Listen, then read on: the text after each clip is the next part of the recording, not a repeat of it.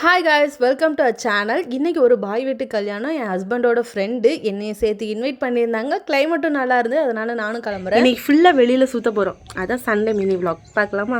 New sari தான், ஷூட்டுக்கு மட்டும் one time wear பண்ணியிருப்பேன். இதுதான் எனக்கு என்னோட அவுட்ஃபிட். ஃபஸ்ட்டு வந்துட்டு எனக்கு சாரீ கட்டுறதுல ஃப்ளீட் எடுக்க தெரியாது. ஸோ அதனால் ஃபஸ்ட்டு வந்து ஃப்ளீட் எடுத்து வச்சுக்கிட்டு அப்புறம் தான் வியர் பண்ணுவேன். A few moments later. எங்கள் அவுட்ஃபிட்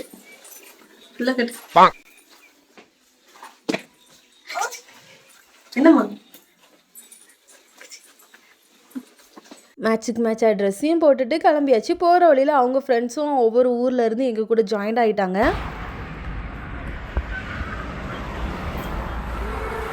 என்ன எவ்வளோ நேரம்?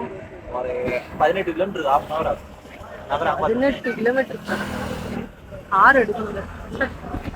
எங்கள் ஊர்லேருந்து திருவண்ணாமலைக்கு 35 கிலோமீட்டர். அதையும் தாண்டி இன்னும் ஒரு 35 கிலோமீட்டர் தள்ளி தான் வந்திருக்கோம். ரொம்ப நேரம் பைக்லேயே ட்ராவல் பண்ணால் செட் ஆகாது. அதனால ஆதிஷ்டிக்கு ஒரு இடத்துல நின்று அவங்களுக்கு ஃபீட் பண்ணிக்கிட்டு அப்புறம் கொஞ்ச நேரம் ரெஸ்ட் எடுத்துட்டு அப்புறம் தான் கிளம்பணும். தங்கம்ல மண்டையில் நிறைய கிளிப் வச்சுருந்தேன், எல்லாம் பறந்துட்டு.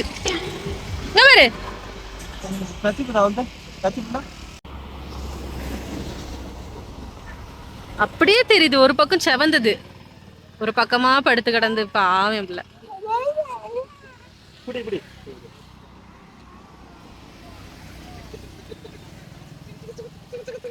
நீ பண்ண எனக்கு பண்ண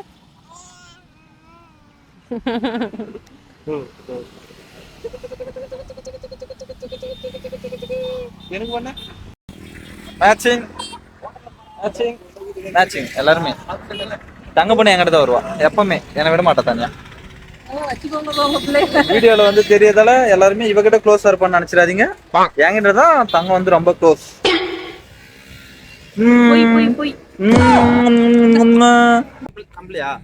அடி அடிமா அடி. அம்மா புது செயின் போட்டிருக்கேன், 10 பவுன் 50 பவுன். அடி அடி ஒரு அடி அடி. சொன்னல என்னதான் பிடிக்கும். இவங்க 2 கூட்டி சேர்ந்துருவாங்கப்பா. ரெஸ்ட் எடுத்துட்டு ட்ராவல் பண்ணி கல்யாண வீட்டுக்கும் வந்தாச்சு. இங்கே இருக்க முக்கால்வாசி கேங்கு அவங்க ஸ்கூல் காலேஜ் ஃப்ரெண்ட்ஸு தான். இது எல்லாமே அவங்க காலேஜ் ஃப்ரெண்ட்ஸு. எல்லாருமே உன் ஃப்ரெண்ட்ஸ் தான். இதில் ஹைலைட் என்னென்னா, என் பொண்ணு எனக்கு முன்னாடி அந்த கேர்ள்ஸ் கேங்கு கூட போய் ஐக்கியமாயிட்டாங்க. நான் மிங்கிளாக கொஞ்சம் டைம் எடுத்தது, என்ன பண்ணேன்னு தெரியாமல் அங்கே எங்கன்னு பார்த்துட்டு வீடியோ எடுத்துக்கிட்டு அப்படியே இருந்தேன். இவங்க தான் கல்யாண மாப்பிள்ளை அபு. இவங்க என் ஹஸ்பண்டை இன்வைட் பண்ணும்போது என்னையும் கால் பண்ணி இன்வைட் பண்ணியிருந்தாங்க. ஏன்னா என் கல்யாணத்துக்கு வந்திருந்தாங்க. அதனால தான் இவ்வளோ கிலோமீட்டர் தாண்டி நம்மளும் வரணும்னு சொல்லிட்டு வந்திருக்கேன்.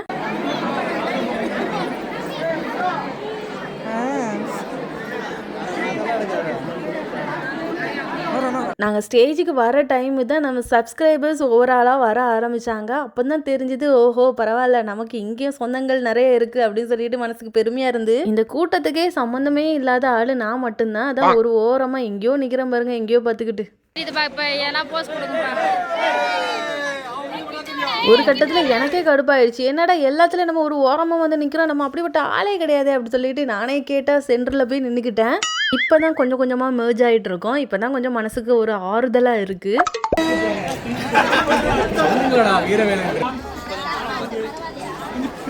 மழை வேற வரது மாதிரி இருந்துச்சு. நாங்கள் வேற ரொம்ப தூரத்துலேருந்து வந்தோமா, அதனால ஃபஸ்ட்டு போய் சாப்பிட்லான்னு சொல்லிட்டு வந்துட்டோம்.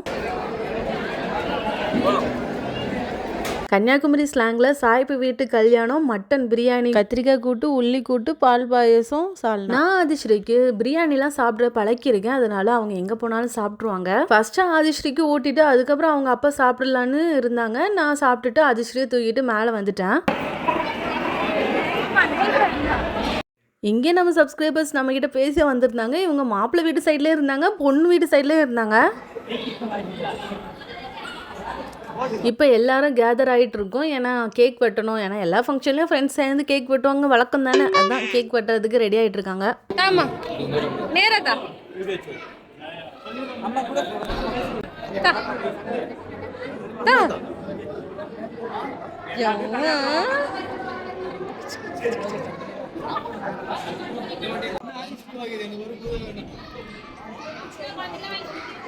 எல்லாரும் சேர்த்த வேணும். குழந்தை வேணா குழந்தை ஆண்டிலாம்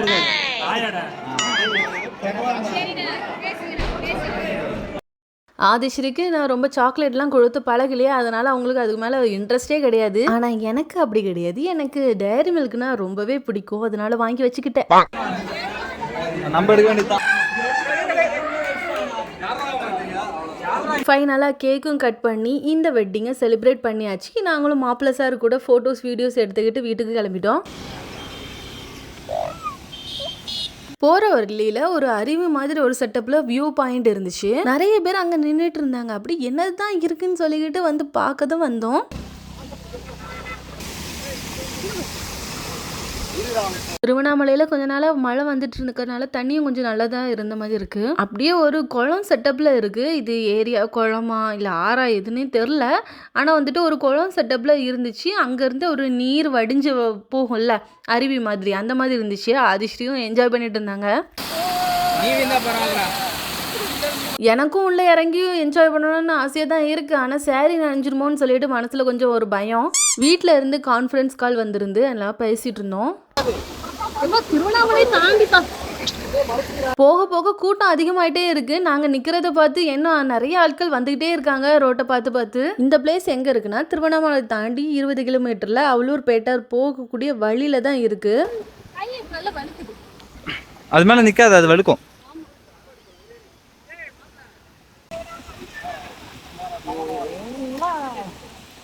பட்டு சாரி நனைஞ்சாலும் பரவாயில்லன்னு சொல்லிட்டு வந்து இறங்கியாச்சு. மழை தண்ணினால கொஞ்சம் நல்லாவே இருக்கு ஜில்லுன்னு. நாங்கள் வந்ததுக்கு அப்புறம் தான் மழைன்னு கூட்டம் ஊருப்பட்ட கூட்டமாக ஆயிடுச்சு. இந்த ஸ்பாட்டுக்கு ஏற்ற மாதிரி பக்கத்துலேயே சோளம் வச்சுருந்தாங்க. அது எல்லாமே ஸ்வீட் கார்ன் தானே இருக்கு. வாங்க ஒரு 3 வாங்க. போட்டு தான் எல்லாமே. எவ்வளோன்னு கடை? ஸ்வீட் கார்ன்ல ஒரு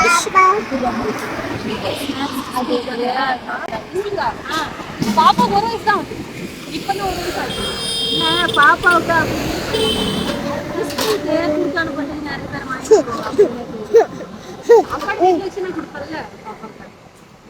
அங்கேருந்து வீட்டுக்கும் கிளம்பிட்டோம். போகிற வழியில அதிஸ்ரீ நல்ல தூக்கம். திருவண்ணாமலைக்கு வந்ததுக்கு அப்புறம் கொஞ்சம் பழம் வாங்கலான்னு இருந்தோம்.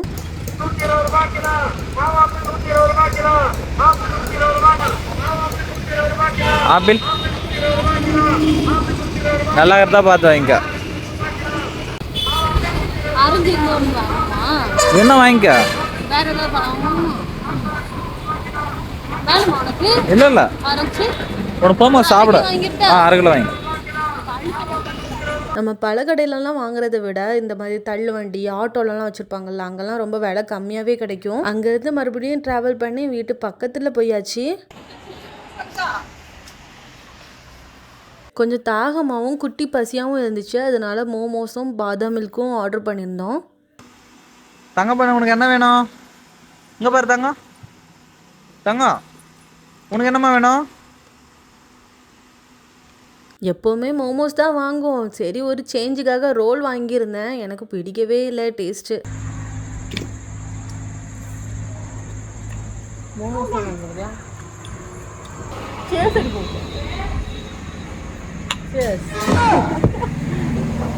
ஒரு வழியா எப்படியோ வீட்டுக்கு வந்து சேர்ந்துட்டோம். நான் தழும்பு இருக்குல்ல, இதற்காக க்ரீம் வாங்கிட்டு வந்திருக்கோம். ஃபர்ஸ்ட் டைம் ஒரு முஸ்லீம் மேரேஜுக்கு போயிட்டு வந்திருக்கேன். ஆனால் அது மேரேஜ் பார்க்க முடியல. ஏன்னா போனதே ரொம்ப லேட்டு. சாப்பாடு டைம் தான் போயிருந்தோம். ஆனால் ஜாலியாக இருந்துச்சு, ஃபன்னாக இருந்துச்சு போயிட்டு வர்றதுக்குள்ளே. ஏன்னா ரொம்ப லாங் ட்ராவல், அது மட்டும்தான் ரொம்ப கஷ்டமாக இருந்துச்சு. வந்தோடனே அடிச்சுட்டே தூங்கியாச்சு சாப்பிட்டுட்டு.